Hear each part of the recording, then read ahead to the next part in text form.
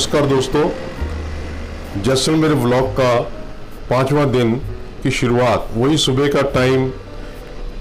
आज मैं रोड के बारे में कुछ नहीं बोलूँगा, बस सिर्फ व्लॉग देखिए और महसूस कीजिए।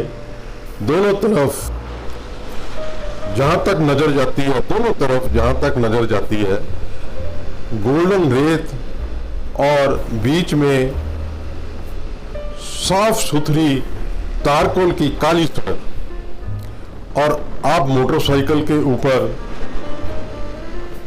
बस इसके अलावा मैं और कुछ नहीं बोलूँगा। मैं इस समय निकल चुका हूँ श्री मातेश्वरी तनोट राय मंदिर की तरफ, जो जैसलमेर से 130 किलोमीटर की दूरी पे है और बॉर्डर के साथ, यानी कि इस जगह से जो पाकिस्तान का बॉर्डर है वो सिर्फ 10 किलोमीटर की दूरी पे है। आज का प्लान फिर इस तरीके से है कि यहाँ से चलेंगे तनोट माता मंदिर के लिए, जो यहाँ से 130 किलोमीटर है। वहाँ से 40 किलोमीटर दूरी पे लॉन्गेवाल बॉर्डर है, और वहाँ से चलेंगे सैम जो है वो डेजर्ट है और उसमें कैंप है। आज की रात जो है वहीं पे बिताएंगे।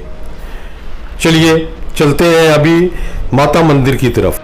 मंदिर के बारे में बहुत ही इंटरेस्टिंग और क्या बताऊं कि बहुत ही अचंभित करने वाली जो है इसकी हिस्ट्री है, जो सुनने में थोड़ा सा विश्वास ही नहीं होता, मगर आप सुनिए और एनालाइज कीजिए। मैं तो देखने जा रहा हूँ। 400 साल पुराना ये मंदिर पाक हिंद बॉर्डर से 10 किलोमीटर की दूरी पे बना हुआ है, और लोकल तो बहुत ही ज़्यादा आस्था रखते हैं, बहुत देर से आस्था रखते हैं। और मगर बाकी हिंदुस्तान को 1965 की लड़ाई के बाद इस मंदिर के बारे में पता चला। मंदिर को, माता को आवड़ माता भी बोलते हैं, और माता को हिंगलाज माता का स्वरूप माना जाता है। और हिंगलाज माता का शक्तिपीठ जो है ये पाकिस्तान में बलूचिस्तान में स्थित है। 1965 की वॉर के बाद एकमात्र मंदिर ऐसा है, हिंदुस्तान का ये पहला मंदिर है जहाँ पे माता की पूजा अर्चना BSF करती है। मंदिर की साफ सफाई या बाकी सब चीज़ों का कंट्रोल भी BSF के हाथ में ही है। अब एनालाइज करते हैं कि 1965 की वॉर में ऐसा क्या हुआ कि दुनिया देख करके हैरान रह गई। हुआ ऐसा कि माता का मंदिर जिस जगह पे स्थित था वो बॉर्डर से सिर्फ 10 किलोमीटर की दूरी पे है, और वॉर के अंदर ऐसी सिचुएशन बनी कि तनोट विलेज जो है वो दोनों देशों के लिए बड़ा इम्पोर्टेंट था उस समय के लिए। तनोट विलेज का कंट्रोल मिल जाता अगर पाकिस्तान को, तो वो अपनी रामगढ़ तक अपने जो है कब्ज़ा वो शो कर सकता था। इसलिए इंडियन आर्मी के लिए तनोट विलेज को बचाना अति आवश्यक था। और पाकिस्तान आर्मी जो 6-7 किलोमीटर अंदर तक आ चुकी थी। टेंपल जो है तनोट टेंपल, तीनों साइड से पाकिस्तान सेना ने घेर लिया था। एमुनिशन और फूड की सप्लाई कट चुकी थी। मेजर जय दक्ष सिंह और 2 BSF की बटालियन बचाने की, तनोट विलेज को बचाने की कोशिश में लगी हुई थी, और पाक सेना भारी मात्रा में, उनका जो टारगेट था वो टेंपल था। किसी भी वो टेंपल को ध्वस्त करना चाहते थे, डिस्ट्रॉय करना चाहते थे, तो उन्होंने मंदिर को टारगेट बना करके तीनों तरफ से हैवी शेलिंग जो है वो शुरू की, और कम से कम भी 3000 के करीब बम जो है वो मंदिर परिसर में और मंदिर के इर्द गिर्द इस नीयत से कि मंदिर को डिस्ट्रॉय करना है 3000 बम फेंके गए, जिसमें से कुछ बम अपना निशाना चूक गए, कुछ मंदिर कंपाउंड के अंदर गिरे। मंदिर कंपाउंड के अंदर कम से कम भी 450 बम गिरा। अब हैरान करने देने वाली बात यह है कि 450 बम जो मंदिर कंपाउंड के अंदर गिरा, उस बम उनमें से एक भी बम जो है वो नहीं फूटा। अब सोचिए, ये कोइंसिडेंस है या कोई दैवी शक्ति है?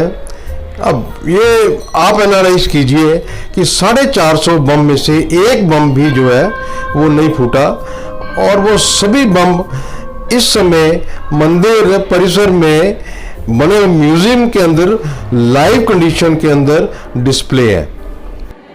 और अगर आर्मी के जवानों की बात को माने तो उनके कहने के मुताबिक उसी रात को माता ने दर्शन दिए और कहा कि अगर आप लोग मेरे परिसर में रहोगे तो आपका कोई बाल भी बांका नहीं कर पाएगा। और ऐसा ही हुआ। पाकिस्तान आर्मी मंदिर को ध्वस्त करने के लिए इतनी डेस्परेट थी कि एयर स्ट्राइक की मदद ली गई, और तब भी मंदिर को किसी प्रकार की क्षति नहीं पहुंचा पाए। ये सब देख करके पाकिस्तान आर्मी बहुत ज़्यादा डिमोरलाइज हुई और इंडियन आर्मी का मोरल जो है वो बूस्ट हो गया। आर्मी के जवानों के मन में था कि माता हमारे साथ है और हमें कुछ नहीं होगा।